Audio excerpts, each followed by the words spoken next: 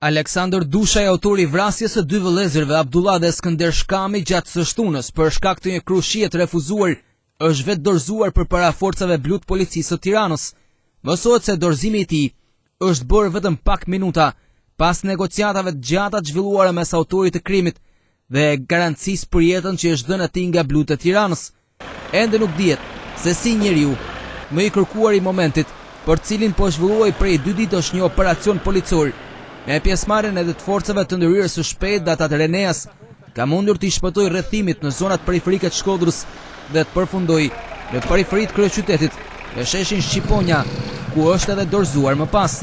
Ngjarja e 2 ditëve më parë tronditi të gjithë banorët e fshatit Drish të ish komunës Postrip në Shkodër,